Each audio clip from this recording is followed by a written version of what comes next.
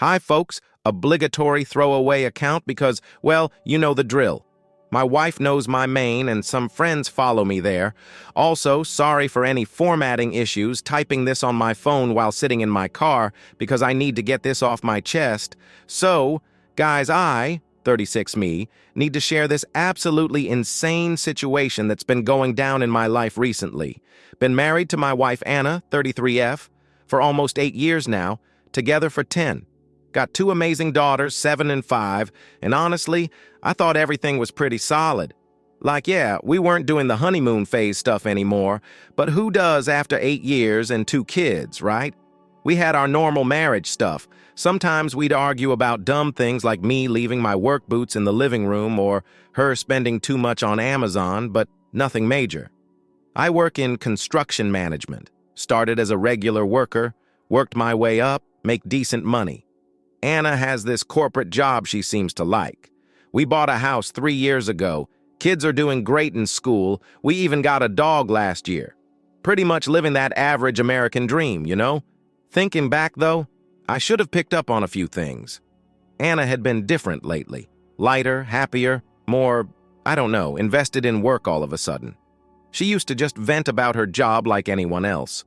Complain about pointless meetings, annoying co-workers, the usual.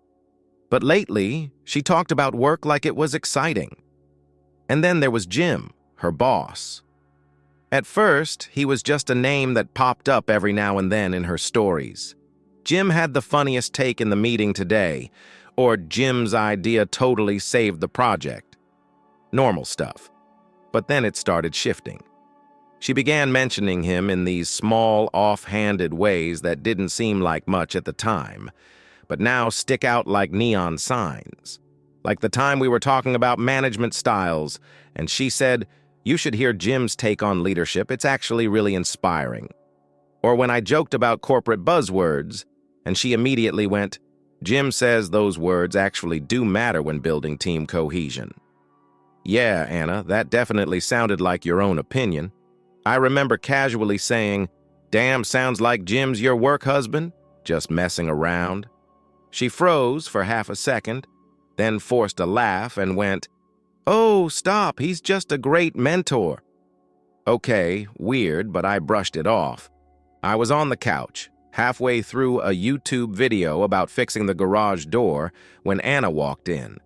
She had that look like she'd been sitting on something for a while and finally worked up the nerve to say it. "Everything okay? Kids good? Your parents?" I asked, already half distracted, thinking it was just some random update.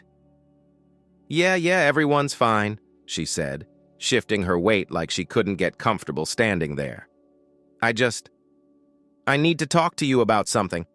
That got my attention. I paused the video and looked at her. "Okay, what's up?" She exhaled. "I think we should, maybe try living apart together." Living what? You know, still married, but separate places, sharing custody. It's a thing. People do it. I just stared at her, waiting for her to laugh or say she was kidding. She didn't. I had to pause my video and everything because I thought maybe I was having some weird hallucination from the cleaning chemicals I was using earlier. For context, everything seemed fine that morning. We had breakfast together, I helped get the kids ready for school, normal goodbye kiss, the whole routine. No fights, no tension, nothing. So this came completely out of left field. I asked her for more explanation about this lat thing and where she even heard about it. Turns out she's been hanging out a lot with this friend, Patricia, from her yoga class.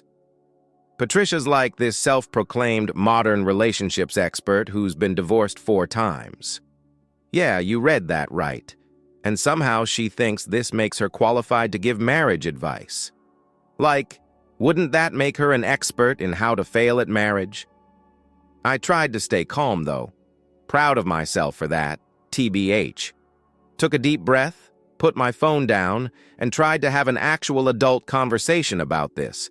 Asked her what brought this on, if I'd done something wrong, if there were problems I didn't know about, trying to be that mature husband who communicates and stuff. But guys, Her response was wild. She just sat there like she was talking about changing our internet provider or something, said she needed space and time for personal growth.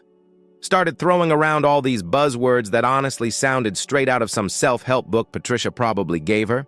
Kept talking about how LAT relationships are the future of marriage and how all these European couples are doing it because apparently what works in Sweden should definitely work in suburban Ohio. The part that really got me? She had the nerve to say we could always go back to living together if it doesn't work out. Like this was just some trial run of a new Netflix show we could cancel if we didn't like it. Not, our actual marriage and family. The whole time she's talking, I'm just sitting there thinking about our kids. Like, how do you explain to a 7-year-old that mommy and daddy are still married but don't want to live together anymore? Make it make sense. That night I couldn't sleep. My brain wouldn't shut up. Anna had never been the type to entertain ideas like this. Even when the whole open marriage thing came up in conversations, usually as a joke, she always shut it down, said it was too much, not for her. She used to roll her eyes at couples who tried those modern arrangements. So what changed? Was I not giving her what she wanted? Had I missed something? I kept replaying our last few months together, trying to find the moment things shifted. But I'm sure she was happy. She'd been lighter, more, energized lately. And if I had to pinpoint when that started, it was around the time she got close to her new friend, Patricia. Since then, it was like I was living with a different version of Anna.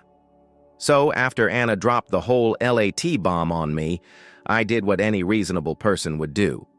Spent half the night Googling everything I could about LAT relationships while stress-eating the kids' leftover Halloween candy.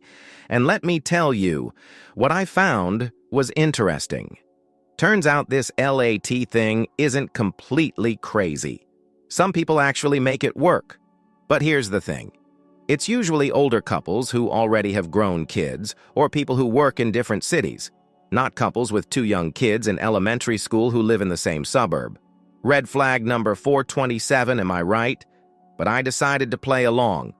You know that saying about giving someone enough rope? Yeah, that's what I was thinking. So the next morning, I sat down with Anna and was like, okay, let's talk about how this would actually work. Had my laptop out, Google open, ready to take notes like this was some business meeting. The look on her face when I started talking about formal custody arrangements? Priceless. Pretty sure she thought this would be more like a casual, you do your thing, I do mine situation. Me. So we'll need to figure out a proper custody schedule. I'm thinking week on, week off, or maybe 2-2-3. And we'll need to set up clear rules about holidays and birthdays. Her. Surprised Pikachu. Face me. Oh, and we should probably get lawyers involved to make everything official, so there's no confusion later. Her. Lawyers? I was thinking we could just figure it out as we go. That's when I dropped the bomb that my cousin Kate is a family lawyer. You guys should have seen Anna's face when I mentioned that Kate had actually offered to represent me for free if I ever needed it. Random conversation at last year's Christmas party. Thanks, drunk Kate. Anna immediately started talking about this lawyer she knows through Patricia. Apparently, he handled all of Patricia's divorces. Yes, all 4 of them. Big surprise there, right? Here's where it gets good, though. I started asking very specific questions about her plan. Who's paying for the second apartment? How are we splitting the bills? What about the kids' school transportation? Who gets the dog on which days? How do we handle medical emergencies? What about parent-teacher conferences? Who's responsible for extracurriculars? With each question, she looked more and more uncomfortable. Pretty sure this isn't how Patricia told her it would go. The best part? I pulled out this spreadsheet I made at 3 a.m., detailing exactly how much everything would cost when we're maintaining 2 households instead of 1. Rent, utilities, groceries, insurance, the whole 9 yards. Even included a column for dating expenses because, hey, if we're living apart, might as well be realistic about everything, right? I could literally see the moment it hit her that this wasn't going to be some fun little independent woman adventure, like in those movies Patricia probably made her watch. This was going to be real life with real responsibilities and real consequences. Then I asked the million-dollar question. So, which neighborhood are you thinking of moving to? The way she hesitated before answering, yeah, that set off all kinds of alarm bells in my head.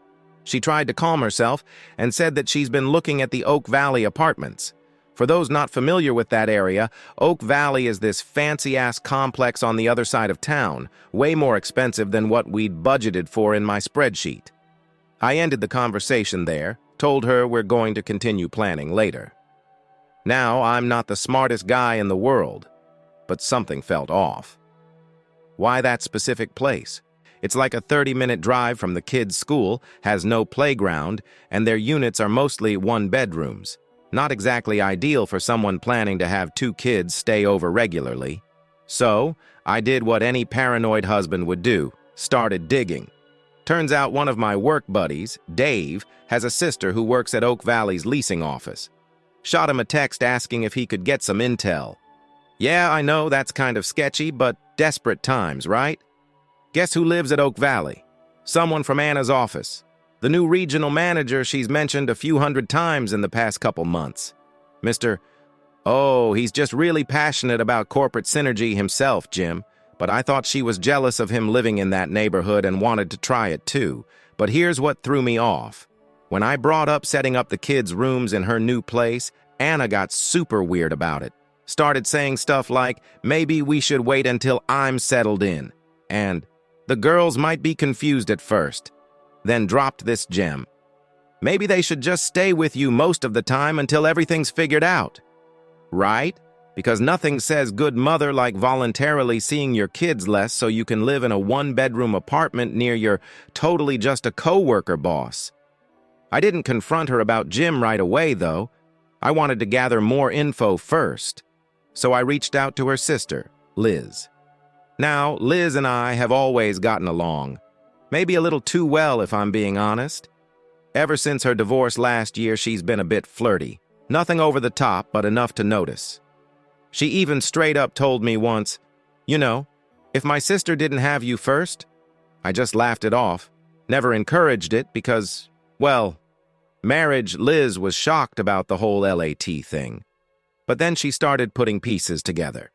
Apparently, Anna had been asking her all these hypothetical questions lately. How long should you wait to date after separation? Is it weird to date someone from work? And my personal favorite? How do you tell the kids you're seeing someone new? Then she told me Anna had been specifically asking about Jim's schedule, which floor he lived on, whether he had a girlfriend. Basically everything except his blood type and social security number. Apparently she thought she was being subtle. I wanted to throw up. All these years together, and now she comes to me with some trendy new term like it's a damn life hack. Like our marriage is just some experiment she read about in a self-help book. I spent the whole night in the garage pretending to fix things. In reality, I was beating the hell out of my punching bag, fist throbbing, jaw clenched so hard my teeth hurt every time I thought about her sitting me down like that. So casual, so decided. I saw red. Later, I found out that while I was out there trying to keep myself from losing it, Anna was inside on the phone with Patricia for 2 hours, probably getting more expert advice on how to tear down a marriage in record time. I knew everything was done between us, and the trust was already shattered, but I had to play this on my own terms. The next morning, I started looking at apartments myself, but I started checking out places near where Liz lives, which is in the complete opposite direction from Oak Valley. I brought it up to Anna casually. So, I started looking at apartments, I said, scrolling on my phone. Anna barely looked up from her coffee. Oh, okay. Where? Couple places near Liz's neighborhood, I said, keeping my voice even. That got her attention. Her head snapped up. Wait, what? That's the opposite direction from Oak Valley. Yep. I took a sip of my coffee. Her forehead creased. But that's not fair to the kids. If we live too far apart, it's going to be hard on them. I set my cup down and just stared at her. Oh, now we're thinking about what's fair to the kids. She blinked like she didn't expect me to push back. The audacity of this woman, I swear.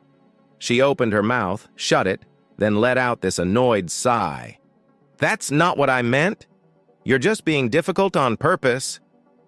I leaned back in my chair, let out a short laugh, and shook my head. Oh no, Anna, I'm enjoying this a lot.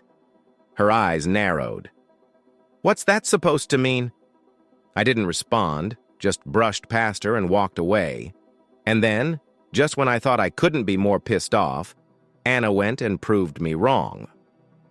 That evening, I overheard her on the phone. Wasn't even trying to eavesdrop, just walked past the bedroom and heard her talking way too casually about something that made my blood boil.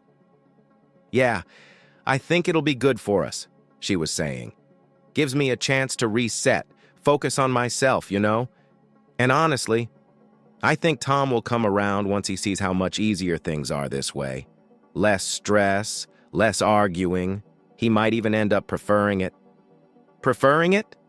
Then she laughed. Actually laughed, like this whole thing was just some quirky little lifestyle shift and not a complete destruction of our family dynamic. I stood there for a second, fists clenched, just absorbing the fact that she really thought I was just going to roll over and accept this, like I was some clueless, passive idiot she could nudge into a situation that only benefited her. Then I decided it was time to drop my own little bomb. And boy, did it work better than I expected. We were sitting in the kitchen, going over more living apart together details. Anna was being all smug about how mature we were about everything. That's when I casually mentioned the Florida trip. For context, Anna has been obsessed with going to Florida since forever, like unhealthy levels of obsession. She follows all these Florida vacation accounts on Instagram, has a whole Pinterest board dedicated to Florida beaches, the works. But we never went because something always came up. Kids were too young, couldn't get time off work, money was tight. You know how it goes. So I'm sitting there, drinking my coffee, and just casually go, "Oh, by the way, I need your input on something. Should I try to get a refund for the Florida tickets or just change the names? You guys. The way her head snapped up, pretty sure she gave herself whiplash. What Florida tickets? She asks, trying and failing to sound casual. That's when I told her about the surprise vacation I'd booked for our upcoming anniversary. 7 days, beachfront hotel, all the works, even arranged for her parents to watch the kids. They don't know about the LAT situation yet. That's a whole other nightmare waiting to happen. The look on her face was priceless. First excitement, then confusion, then this weird mix of hope and panic, like a kid who just found out they're going to Disney World but also remembered they're grounded. You planned a Florida trip for us? She practically whispered. Well, I planned it for us when we were still an us, I said. But since you want to do this LAT thing, I figured you might want to take someone else instead. The tickets are paid for, non-refundable. Would be a shame to waste them. She started backpedaling so fast, I thought she might actually start moonwalking. Maybe we should wait on the LAT thing, she says. We could use this trip to reconnect. That's when I dropped the second bomb. Actually, I already called the travel agent and had your ticket changed to be transferable. You can take whoever you want. Maybe Jim would enjoy a beach vacation. The color drained from her face, like went ghost white. Started stammering about how Jim was just a coworker and asking why would I even suggest that. I just shrugged and said, well, since you're planning to move into his apartment building, I figured you guys must be close. Then got up to get more coffee, like I hadn't just nuked our entire conversation. She followed me around the kitchen, trying to explain that I had it all wrong, that Oak Valley just happened to be a nice complex, that Jim living there was just a coincidence. Then she hit me with this. How do you even know Jim lives there? Have you been checking up on me? So I just looked at her and said, interesting that you're more concerned about how I know where Jim lives than about the fact that you were planning to move in near him without telling me. She didn't say anything, but I could see her eyes watering, and she was about to break down before she stormed off. I just stood there, feeling nothing but disgust. After the whole Florida tickets thing, I thought maybe Anna would come clean about everything. Silly me, right? Instead, she went into full damage control mode. But not the kind where you actually fix things, more like the kind where you try to gaslight everyone into thinking you're the victim. First, she went running to Patricia because of course she did.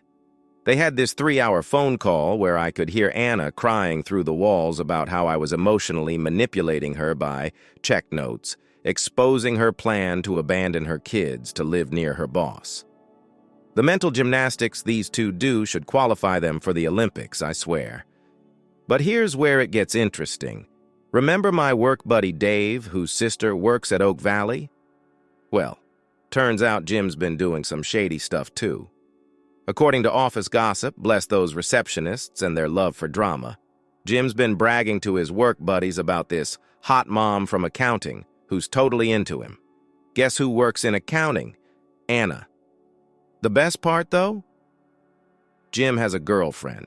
A serious girlfriend, like they're picking out rings serious. And she has no idea about any of this. Found that out from Dave's sister, who processed their rental renewal last month. They're living together at Oak Valley, so now I'm sitting on this bomb of information, trying to decide what to do with it. Part of me wants to blow everything up, tell Jim's girlfriend, tell HR, tell everyone. But the smarter part of me sounds suspiciously like Cousin Kate, the lawyer, says to keep collecting evidence and stay calm. Speaking of my lawyer, Kate, she came through like a champ. Pulled some legal strings and got a copy of Anna's rental application for Oak Valley. She listed herself as single on the application. Not separated, not married, single. And put down Jim as her emergency contact instead of, her husband or her kid's father. Meanwhile, Anna's still trying to play both sides. One minute she's all, let's work on our marriage, and the next she's texting Jim. Yeah. I saw the notifications pop up on her iPad. She really should change her password from our anniversary date. It's like watching someone try to juggle with no hand-eye coordination. Then there's the Liz situation. After the Florida tickets drama, she's been texting me more often, checking how I'm holding up. Nothing inappropriate, just being supportive. But Anna saw one of her texts pop up on my phone while I was making dinner. Hope you're hanging in there. Let me know if you need to talk. And flipped out. The conversation went something like this. Anna. Why is my sister texting you, me? Because unlike some people, she actually cares about her family. Anna. She's always had a thing for you. I bet you two are loving this. Me. Interesting how you're more worried about your sister texting me than about Jim's girlfriend finding out about your apartment plans. Anna. Jim has nothing to do with this. And what girlfriend? She completely lost it, like full-on breakdown mode. She started pacing around the kitchen, running her hands through her hair, muttering about how this wasn't supposed to happen this way. Then she just crumpled, literally slid down against the kitchen cabinet onto the floor and started sobbing. You're going to leave me for Liz, aren't you? She choked out between sobs. That's why you're moving near her. You two probably planned this whole thing. I just stood there for a minute, remembering how everything was fine and how she ruined everything. You know what's funny? I finally said, leaning against the counter. You're sitting there crying about me potentially leaving you for your sister, which isn't happening, by the way, while you were literally planning to move into your married boss's apartment complex. The mental gymnastics here are Olympic level. She looked up at me, mascara running down her face. It wasn't like that. I felt stuck, like life was passing me by, and Jim, he made me feel... Let me stop you right there, I cut her off. Because if the next words out of your mouth are about how your taken boss made you feel special while I was busy providing for our family and raising our kids, I might actually lose it. That set off a fresh round of sobbing. I never meant to hurt you, she whispered. Or the girls. Oh God, the girls. What have I done? That's the thing, Anna. You did mean to hurt us.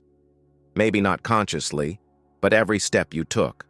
The LAT suggestion, the apartment near Jim, putting him as your emergency contact, listing yourself as single, those were all choices you made knowing they would hurt your family. She just sat there crying, and honestly, it didn't make me feel better like I thought it would. Just made me sad.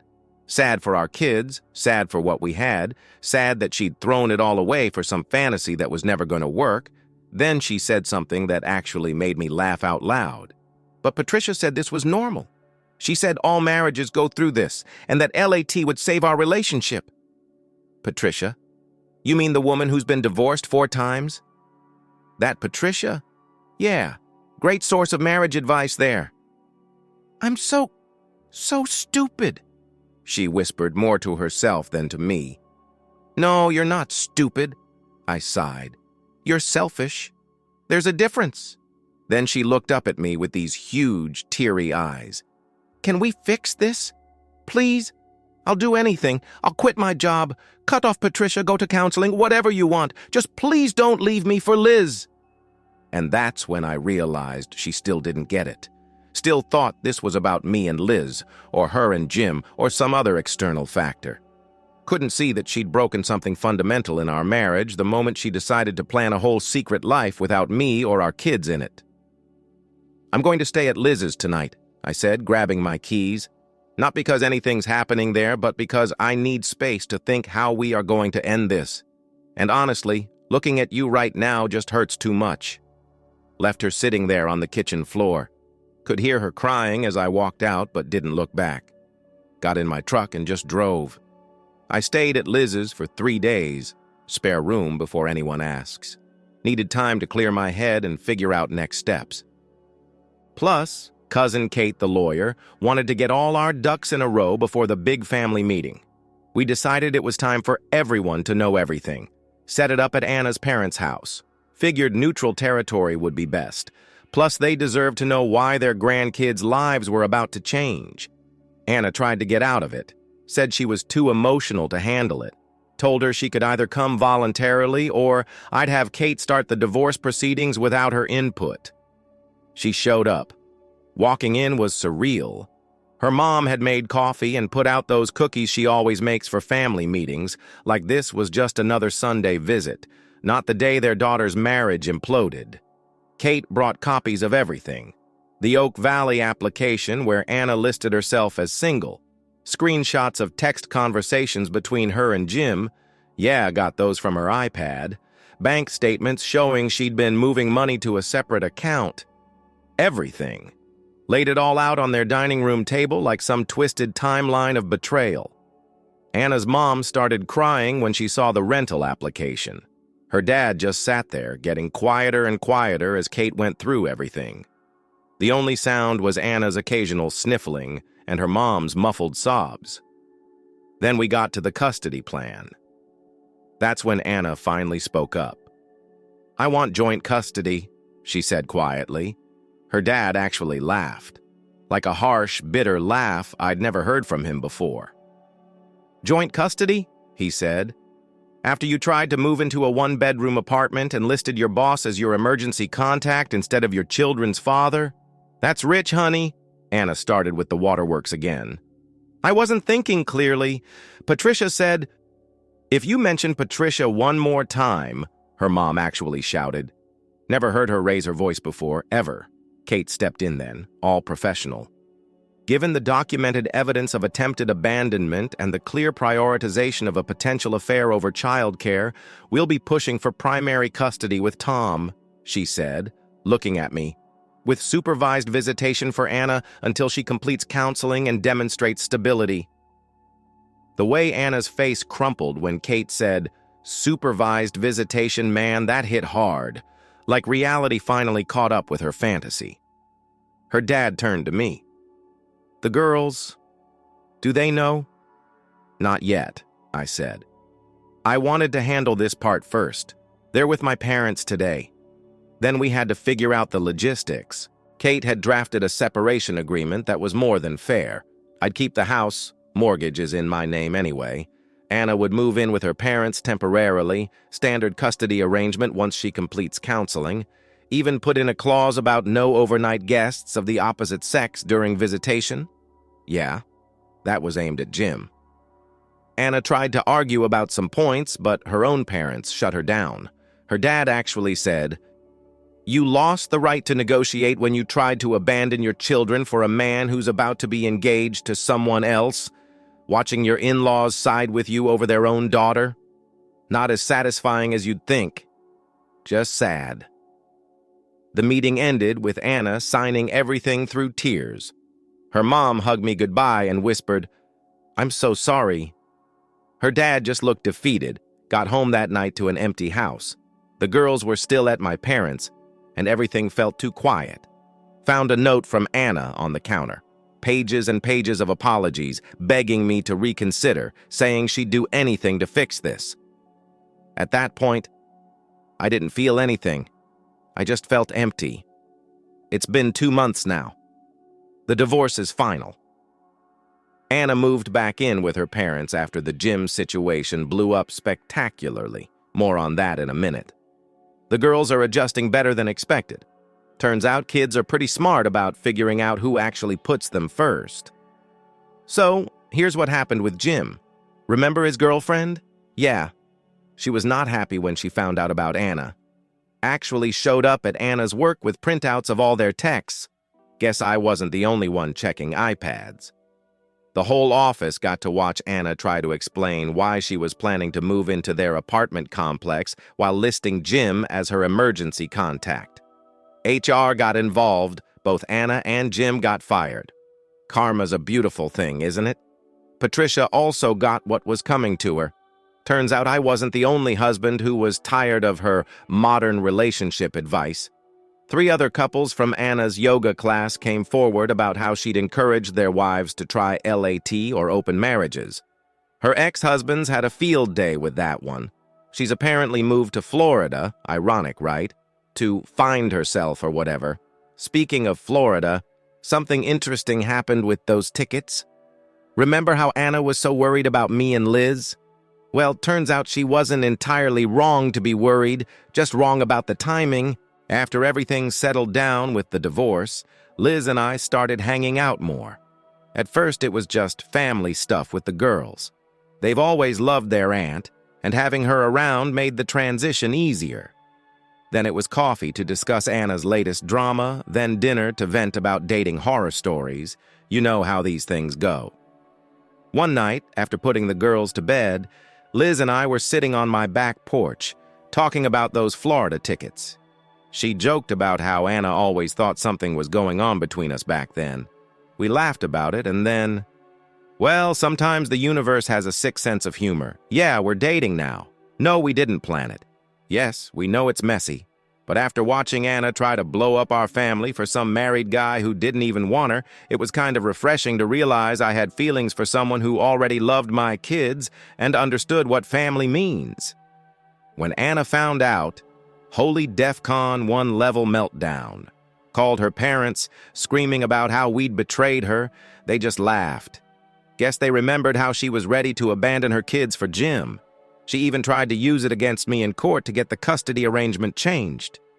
Kate shut that down real quick, pointed out that dating your ex-wife's sister isn't quite the same as trying to move in with your married boss while listing yourself as single. The custody arrangement is working out great. I've got primary custody, and Anna gets supervised visits thanks to all that documented evidence of her trying to abandon the kids for her married boss. She's in therapy now. Actual therapy, not Patricia's wine and wine sessions. And honestly, not my problem anymore. The girls are actually thriving. Turns out having their aunt become their almost stepmom isn't as weird for them as we worried it would be. They just think it's cool that Aunt Liz is around more. Plus, they've got someone in their life who actually shows up for them, helps with homework, comes to their events, and hasn't once suggested moving away for personal growth. Oh, and that college fund Anna tried to access for her Oak Valley deposit. Her parents transferred it to an account for the girl's actual college education. They still barely speak to her, but they come over for Sunday dinners with me, Liz, and the kids every week. Took them a minute to adjust to the new dynamic, but I think they're just happy their grandkids have stability. Life's funny sometimes. A year ago, I thought my world was ending when Anna suggested this LAT nonsense. Now I've got my kids, a great job, business is booming, and somehow ended up with someone who's been there all along, watching me be a good dad and husband while her sister took it all for granted. And Anna still tries to manipulate her way back in occasionally. Last week, she left a tearful voicemail about how she's changed and realizes what she lost. I just forwarded it to Kate for the custody file and took Liz and the girls out for ice cream. The irony of her being so worried about me and Liz back then, only to end up making it happen herself. Chef's kiss. Sometimes the trash takes itself out, you know? Edit. Thanks for all the awards, but seriously, save your money. Liz and I are using those Florida tickets next month. Edit 2. For those asking, yes, Jim's girlfriend got engaged to his best friend. No, we didn't send a gift. Edit 3. Update on Patricia. She's apparently writing a book about unconventional relationships. Guess she'll have to add a chapter about how pushing LAT ended up getting her sister your man. TLDR. Divorced the wife, got primary custody, dodged the LAT bullet, and ended up with her sister who actually values family. Life's good. Story 2. This story is called Mom Took My Cheating Ex-Girlfriend's Side, but she wants to get back together after she defrauded her and needed my assistance. Hello, everyone. Before we launch into today's video, I need your help. One of the best ways you can help us out is to subscribe, as we've noticed the channel is losing some of its popularity. It's simple, free, and helps us continue to provide you with amazing content. Your support means the world. Together, let's continue to grow this channel. Many thanks. Let's begin the video now. Alright, so you guys need some background information to realize how messed up this whole issue is before I go into all the drama. And it gets pretty crazy, I promise. As a 28-year-old man, I grew up with my mother alone. After my dad passed away in a construction accident when I was 2. He was working on some high-rise project downtown. Something went wrong with the scaffolding. Since I was too young and my mother dislikes discussing it, I don't really know all the specifics. The corporation settled out of court, which provided us enough money to keep our modest house, but Mom still had to work her ass off to keep us going. She worked as a dental assistant during the week and picked up weekend shifts at this local diner called Murphy's, changed the name for obvious reasons. I recall spending a lot of weekends doing schoolwork in one of the corner booths while she worked. The owner, Mike, was pretty cool about it. Would always slip me free chocolate milkshakes when Mom wasn't looking LOL. You know, it was always us versus the world while I was growing up. Like, we had this really strong link that most of my pals didn't grasp. They'd complain about their parents being strict or whatever, but my mom was different. In addition to being my best friend, she also made sure I didn't ruin my life. Until 2 in the morning, she would assist me with schoolwork, came to every single one of my boring-ass coding competitions in high school. Yeah, I was that kid, and even learned basic programming stuff just so we could talk about my interests. The only thing she was really strict about was dating. Every time I'd show interest in someone during high school or early college, she'd be like, "Focus on your career first. Relationships can wait." And to be honest, she wasn't incorrect. I ended up getting into software engineering. I know, typical Reddit career choice, and landed this pretty sweet gig at a tech startup right out of college. We make project management software. It's not very fascinating, but the work-life balance and salary are respectable. I did date a couple girls before all this went down. There was Amy in college, lasted about 3 months before we realized we had literally nothing in common except that we both liked The Office. My first job ended when Rebecca got a job in Seattle, and neither of us wanted to work long distance. You know, my mom was courteous to them, but never really showed any interest. Looking back, I should have seen that as a red flag when things were different with Jessica. So yeah, by 26, I was doing pretty well for myself. I had my own apartment downtown, nothing fancy, but at least I wasn't sharing a bathroom with 3 other dudes anymore. Was earning a respectable living, and I had even begun to assist Mom financially. For her birthday, I got her a brand new car. Nothing extravagant, just a second-hand Honda Civic. But you should have seen her face. After sobbing for about an hour, she hung the picture of us with the car, everywhere. Like everywhere. Her phone background, her desk at work. Even got it framed for the living room LOL. My grandparents' mom's side live about 3 hours away, and they're pretty old school. They're the type who still read actual newspapers and think Facebook is too complicated. They always wanted Mom to remarry after Dad died, but she was like, nah, me and my boy are good. They mean well, but can be pretty judgmental sometimes. This becomes important later. Trust me. I was working a lot of overtime back then, trying to get this major project launched. We were updating our entire back-end system. Boring technological things. I'll spare you the details. And I was spending way too many nights at the office. Actually, that's how I got to know Jessica. She worked in HR and would always be there late to handling hiring stuff for our expansion. Quick side note, my mom had finally started dating again around this time. Nothing serious, just coffee dates from this dating app my cousin helped her set up. I was really happy for her, you know. She'd spent so many years just focused on me. It was good watching her accomplish something for herself. I should definitely explain that I had this thing where I'd always contact Mom on my lunch break. Started back when I first got the job and just became our thing. We'd chat about random stuff, her weird dental patients, office drama, what we were having for dinner. I would occasionally just text if I was busy, but we never went to work day without checking in. Jessica used to say it was sweet how close we were. God, putting all this out is making me realize how much things have changed.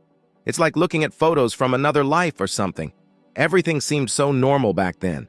Mom and I were closer than ever. I believed I had everything figured out and my career was taking off. That's the setup, though. You need to understand why everything that happened next hit so hard. The whole situation with Jessica and my mom, man. Sometimes I still can't believe it actually happened. Like if someone had told me back then how things would play out, I would have laughed in their face, so this is where Jessica comes into the picture. And now, as I look back, I realize how many warning signs I missed because I was too stupid, like billboard-sized red flags with flashing neon lights. But you know what they say about hindsight being 20/20 or whatever. I first noticed her in the office kitchen around 9 p.m. one night. Yeah, our startup had that whole cool office kitchen thing going on, cold brew on tap, fancy snacks, the process. I was making my third coffee of the night, trying to fix this bug that was driving me crazy. And she was microwaving what looked like the saddest desk dinner ever, one of those frozen diet meals that are like 90% sadness and 10% actual food. She mentioned that she was an HR representative handling all the paperwork for our company's expansion when we started talking about how awful working late was. She was honestly extremely funny. Claimed that by telling me how much she detested HR paperwork, she was most likely breaking some HR rule. Looking back, that should have been red flag number 1. She had no trouble violating professional boundaries. Jessica was doing well. Imagine if someone copy-pasted an Instagram influencer into real life. Always perfectly put together. Designer, even at 9 p.m., after a long day of work. Everything. She had this thing where she'd name drop luxury brands but then be like, oh, but I got it on sale to seem relatable. Should have been red flag number 2. She was living way beyond an HR person's salary, but I just thought she was good with money or something. Yeah, I know I'm an idiot. We started having lunch together and she'd always insist on these fancy places nearby. When I suggested the regular sandwich place I usually went to, she'd make these small things like, yeah, you're so down to earth in this odd tone, but then she'd laugh and touch my arm. And honestly, I was just shocked someone like her would be interested in someone like me. Here's where it gets relevant to the whole mom situation. About a month after we started dating, Jessica announced she's relocating to our company's other location across town. She said it was because she wanted to grow in her career, and the marketing department there had an opening. She wanted to be completely honest about everything, so she made this whole thing about telling me. Red flag number 3 right there. Who cares so much about being truthful? unless they're trying to hide something. But the biggest thing was how she was with my mom. Most girls I dated were polite to my mom, but kept their distance. Jessica. She went all in. First time she met my mom. She brought this fancy bottle of wine and these macarons from some expensive French bakery downtown. She'd noticed the France fridge magnet in my apartment. Mom's dream was always to visit Paris and just happened to remember. My mom was impressed straight from the start. Jessica would ask her all about her work, her hobbies, everything. She even started helping Mom with her social media presence for her little Etsy shop, where she sold homemade candles. Within weeks, they were texting each other cute dog videos and planning lunch dates without me. My mom would say stuff like, "She's the one and don't mess this up." About 3 months in, Jessica started staying over at my place most nights. She gradually moved her stuff in. First just a toothbrush, then some clothes. Then suddenly half my closet was designer brands I couldn't pronounce. She was still paying rent on her own place, though, which she said was because she valued her independence. Should have wondered how she afforded 2 places on an HR salary. After she moved to the other office, the truly strange things began. She'd talk about this marketing director, Mark, all the time. It was always Mark had this amazing idea or Mark's presentation was so impressive. But whenever I'd seem bothered by it, she'd invite my mom over for dinner or plan some cute family thing, and I'd feel like a jealous idiot for worrying. She even started joining our weekly family dinners at Mom's place. You know those Sunday dinners that are like a sacred family tradition? Yeah, those. She'd bring fancy wines, help cook or pretend to. She mainly just took photos for Instagram and charmed the hell out of everyone. My grandparents met her once when they visited and wouldn't shut up about how I'd finally found a decent one. 8 months in, she had basically become part of the family. Mom would contact her for advice regarding business matters, include her in family group conversations, even started planning a girls' trip to Paris together. Jessica would send Mom these long, heartfelt messages about how she'd never had a real mother figure before. It appears that her parents resided in a different state, but I'm not sure whether it was true at all. Looking back, it was like she was building this whole separate relationship with my family as a backup plan. Like she was securing her position so deeply that when everything went to shit, people would be more likely to believe her over me. And wow, did that strategy work brilliantly? I guess I should mention that during all this, our actual relationship was fine. Like nothing spectacular, but nothing obviously wrong either. We had the normal couple fights about dumb stuff. Me working too much, her spending too much on things we didn't need. But there was always something off that I couldn't quite put my finger on. Like when she'd get really intense about knowing my phone password for emergency purposes, or how she'd screenshot our text conversations to save cute memories. Quick disclaimer. Writing this part is honestly making my blood boil all over again. But you guys need to know how it all went down. So remember that guy I mentioned, the marketing director Jessica wouldn't shut up about? Yeah. Well, turns out there was a lot more going on there than simply professional appreciation or whatever BS she'd been feeding me. It was a regular Thursday night, and Jessica had gone out for what she called a team-building dinner with her marketing department. Over the previous several months, they have become increasingly common. She'd always come home late talking about all the amazing networking opportunities and how Mark was really helping her career growth. I was up late working on this huge project deadline. We were launching a new feature the next week and everything was broken. Typical software dev stuff. I hear her key enter the door at about 3 in the morning. She stumbles in, clearly wasted, which was weird because she usually played it pretty cool at work events. Her makeup was all messed up and she was carrying her heels instead of wearing them. I asked if she was okay, thinking maybe she just had too much to drink and needed some water. Instead, she looks at me with this bizarre smile and continues.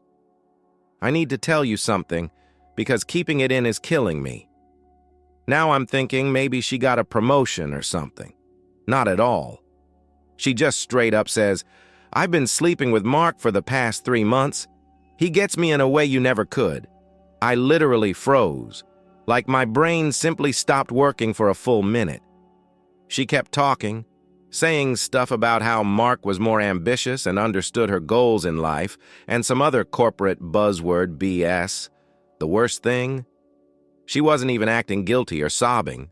She was saying all this like she was giving some kind of HR presentation about company policy changes. Remember how I stated she'd been screenshotting our talks to store memories? Well, turns out she'd been selectively keeping specific messages and editing chats for months. On her phone, she had an entire backup folder.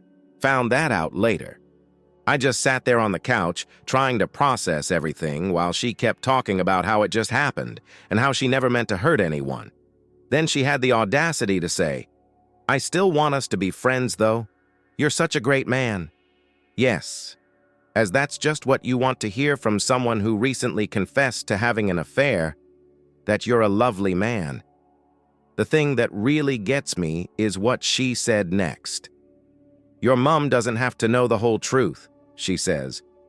"We can simply say that we drifted apart." It dawned on me then. She had been planned, this whole affair. She wasn't confessing because she felt guilty. She was attempting to steer the story. I eventually found my voice and urged her to go away. She tried to argue, saying it was 3 a.m. and she was drunk, but I wasn't having it. I started packing up her stuff that was in the living room, all those designer clothes and expensive bags. She'd slowly moved in. She followed me about the flat and continued attempting to engage in conversation, saying things like, "You're overreacting and we can work this out." The weird part is that she was messaging someone as I was packing her belongings. I figured it was Mark or maybe an Uber, but nope. She was already beginning her damage control before she even left the flat, as I discovered later when she began texting my mother. I informed her that she had until tomorrow to remove the remaining items from her belongings, and that if I didn't want to see her face, I would leave it with the building security. I just opened the door and waited for her to exit, even though she tried to give me a farewell hug like, "WTF?" As soon as she was gone, I just sat on my couch staring at nothing for like 2 hours. I couldn't even cry or be angry. I simply felt empty. She usually had her phone face down when we were together, and I kept thinking about all the indications I had missed, the late nights at work and the incessant texting. It was about 5 in the morning when I considered calling my mother. Now. Plus, Mom loved her so much. I needed time to figure out how to break it to her gently. Guess that was another mistake because it gave Jessica time to spin her story first, the really messed up part. Later, I found out that this wasn't even an inebriated confession. She and Mark had been preparing to go public with their relationship at work, so she wanted to pave the road beforehand.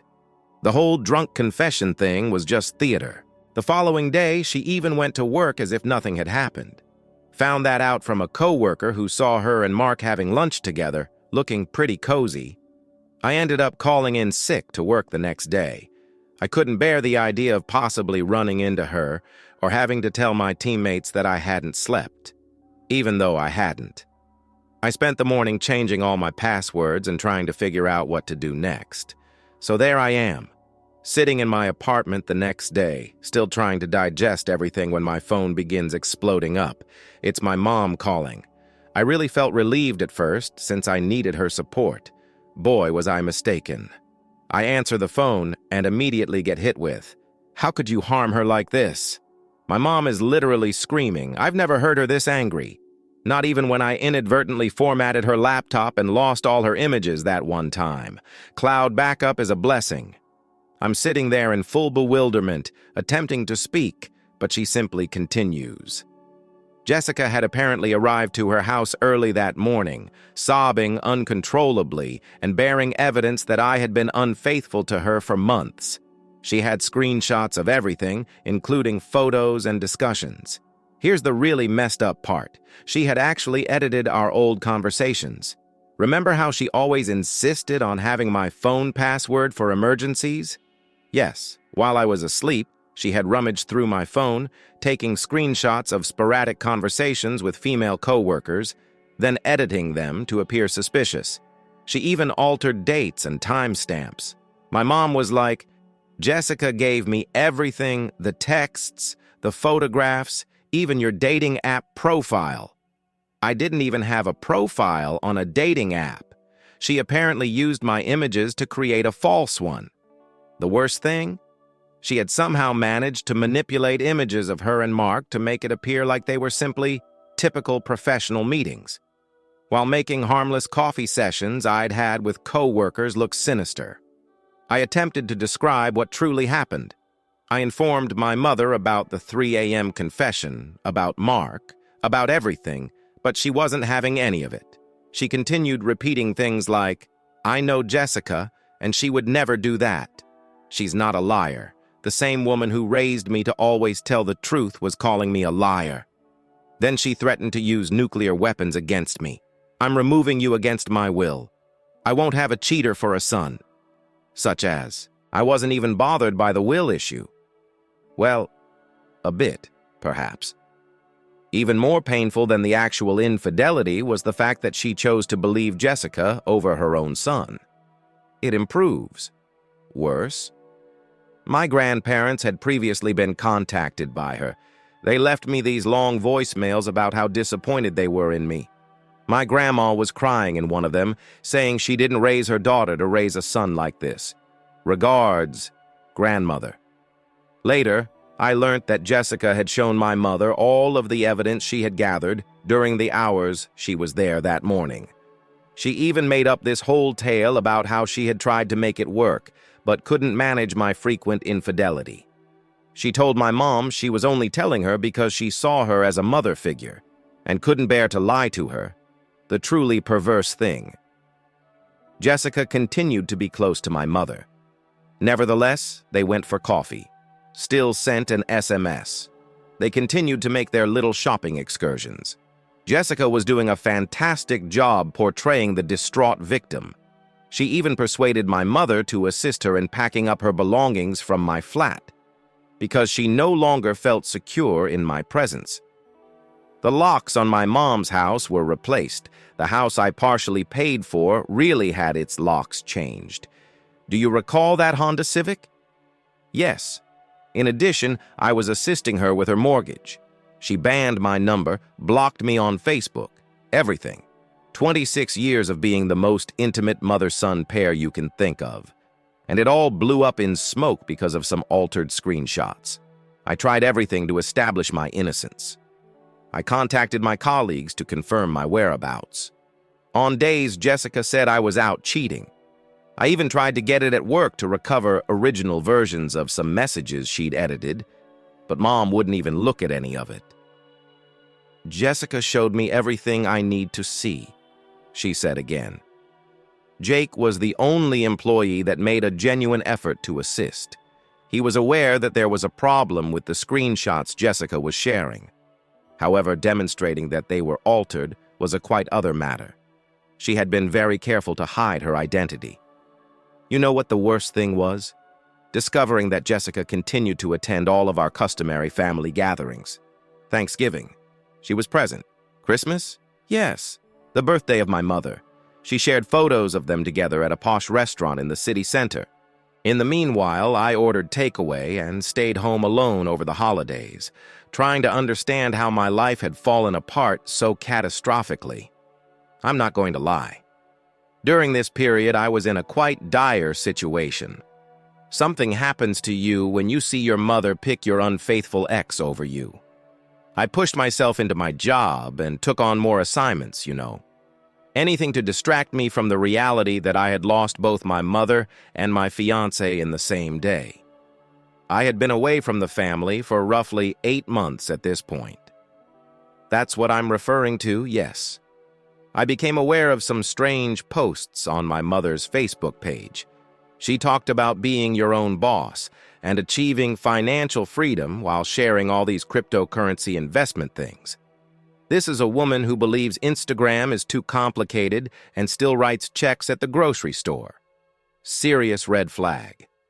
I attempted to see what was happening, but she continued to block me. Had to make a fake account just to see her public posts. I was concerned, but I'm not proud of it. At that point, I noticed that she was tagging Jessica in all of these articles about cryptocurrency, investment schemes, and the like. Extremely thankful to have such an experienced financial advisor in the family, and thanks to Jessica, we had fantastic returns this month. As an aside, Jessica's whole Instagram account has changed from simple influencer content to a full-fledged crypto guru aesthetic. She was posting those strange, motivational sayings about accumulating riches and investing in oneself, and all those fancy outfits had changed to business casual. You are aware of the kind, through the workplace grapevine. Shout out to Jake and It, who kept me updated. I discovered that Jessica had really resigned her marketing job a few months back to focus on her investing firm full-time. Mark presumably got moved to another office about the same time. Convenient, right? I was honestly worried about my mom, but what could I do? She still wouldn't talk to me. I was told I was envious of Jessica's success by everyone I attempted to warn. It seems that even my grandparents were participating in this investing activity. Then, after a year into this whole ordeal, I received this desperate call from an unidentified number. It's my mother. I can hardly understand her since she is weeping so much. However, when I hear terms like all gone and life savings, my stomach sinks. It turns out that Jessica had been involved in a complex cryptocurrency fraud. She would persuade them to invest more and more after initially showing them fictitious profits on their initial tiny investments. Over the previous few months, my mom had invested about $40,000. She used all of her savings plus some borrowed funds from my grandparents. Now, that unexpected surprise had vanished entirely. The way Jessica handled it was actually very ingenious in an evil genius kind of way. As the impoverished, mistreated girlfriend who still cared about the family, she had earned everyone's confidence during the last year. She'd help my mom with tech stuff, show her how to use payment apps, set up digital banking, basically got access to everything while pretending to be helpful. She had even created a phony investing platform where users could check in and watch their profits increase. It seems that she has also done this to a number of other persons, not only my relatives. According to what I later learnt, the total take was around $200,000. This is where it gets interesting, though.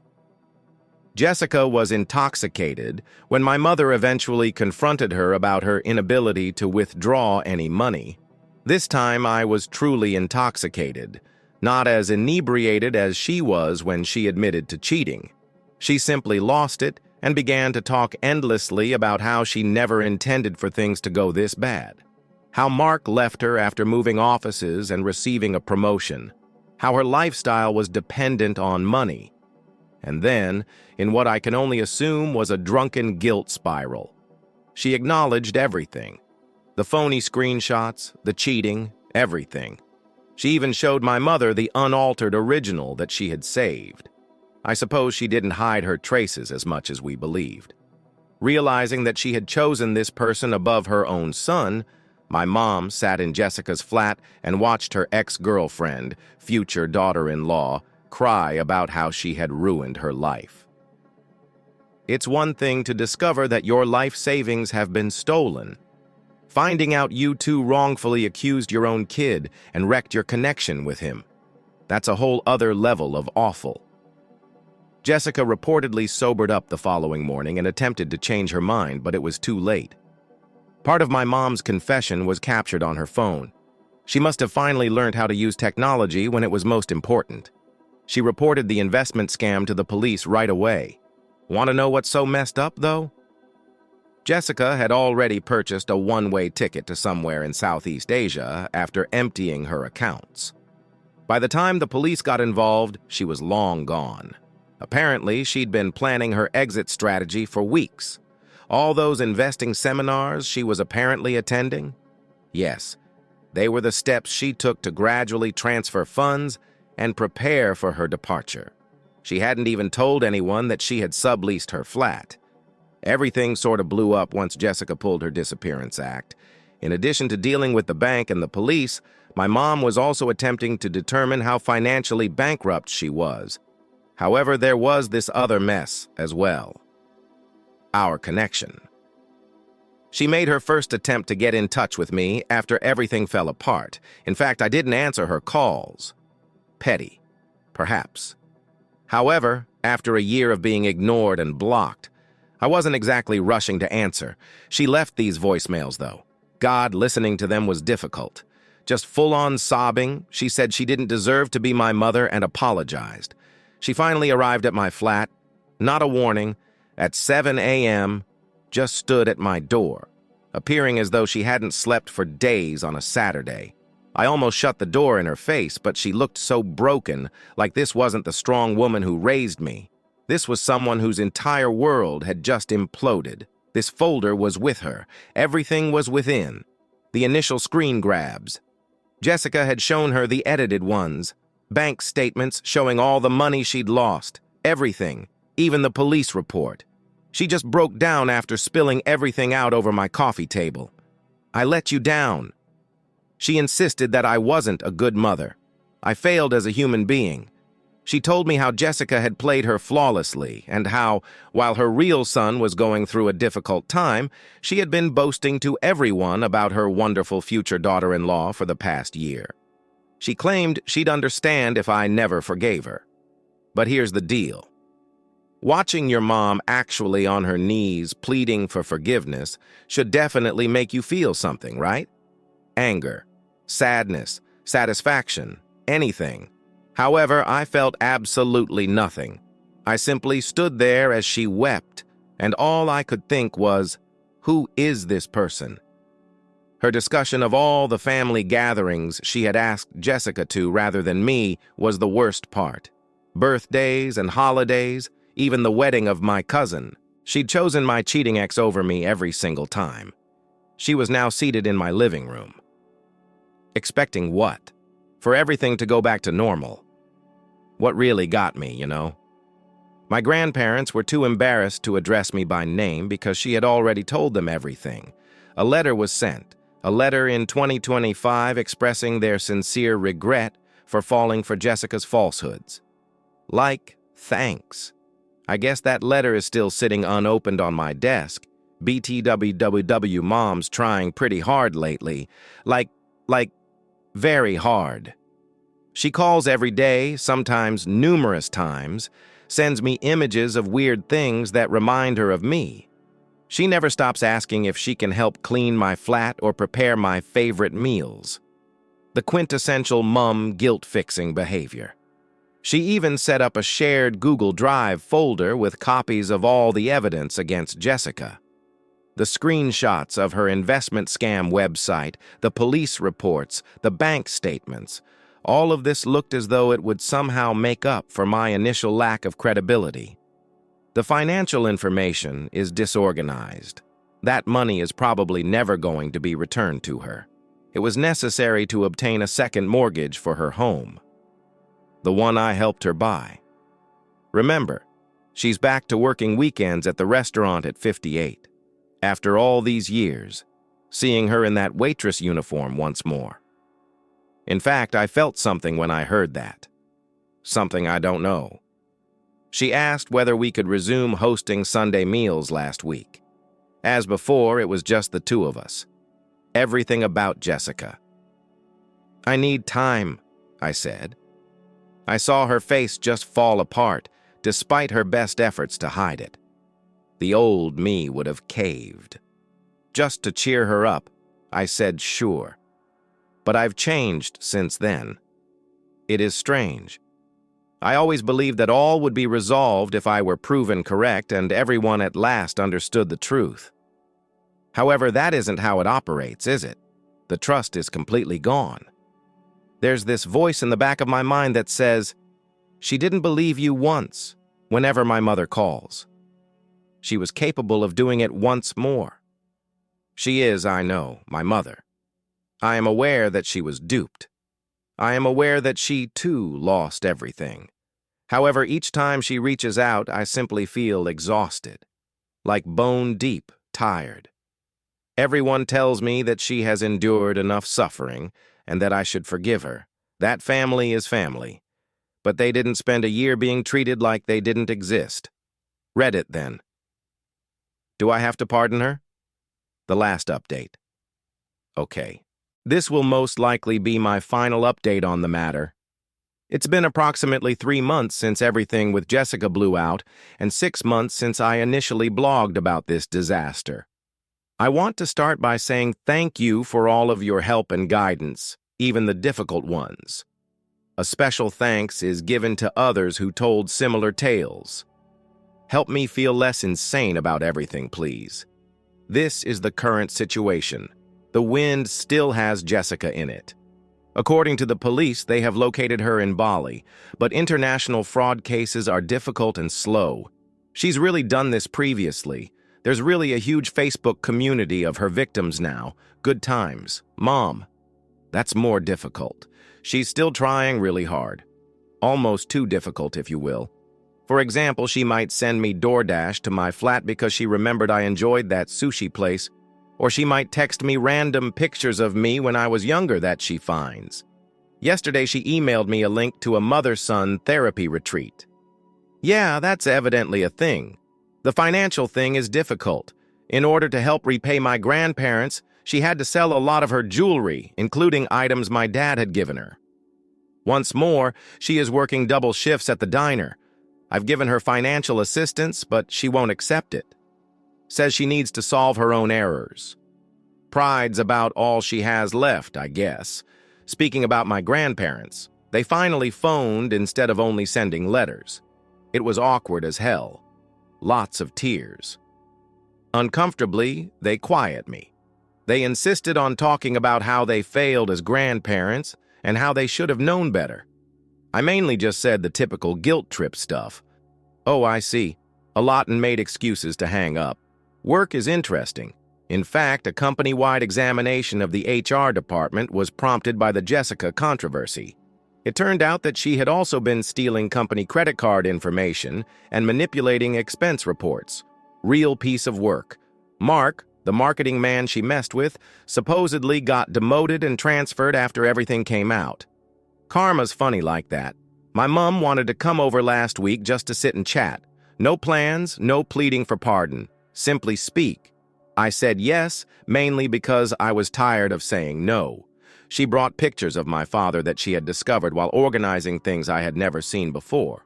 We went through them together and it was lovely. Normal. For about an hour. It was similar to earlier. But then she started crying again. Talking about how she sees now that she was probably overcompensating with Jessica because she wanted me to have a perfect relationship. Something she never had after Dad died.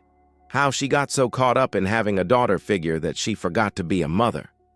Unsure of what to say, I just sat there. Here's the weird thing. I'm beginning to believe that there's more to my lack of emotions than just being offended or upset. It's like my brain just cut off that whole emotional connection to protect itself. My therapist, finally began going. Claims that it's a trauma reaction or anything similar. Cool, cool, cool. Mom's in treatment. 2 distinct therapists. Fortunately, she sends me all of her homework assignments as evidence that she is making an effort to improve. It's both bothersome and rather depressing. Like, I get that she's trying to rebuild trust, but sending me screenshots of her therapy journal feels invasive. The most difficult aspect is seeing how truly devastated she is by everything. She works non-stop, hardly sleeps, and has lost weight. The other day she called just to say she loves me and started crying when I didn't say it back. It's not that I don't love her. Yes, I do. She is my mother, but I was unable to express it. I know everyone wants a happy ending here. Like son forgives mom, family healed, roll credits. But it's not that easy in real life. We're experimenting with texting every few days and maybe going out for coffee once a week. Baby steps. I think the trust might never totally come back, or perhaps it will, who knows. Right now, I'm simply attempting to discover who I am without being Jessica's lover, mom's ideal kid, or that man who was let down by everyone. Only me. Reply to those who have asked if I would ever be able to forgive my mother completely. Sincerely, I have no idea, but I'm making an effort to be receptive to whatever comes up. Second edit. Since people keep asking, my mom's life savings were worth roughly $40,000, and the overall loss from Jessica's fraud was about $200,000 for all victims. Final revision. We appreciate your interest in this bizarre tale. Unless something significant occurs with Jessica's case, I probably won't write updates. Instead, I'll concentrate on treatment, healing, and other positive things.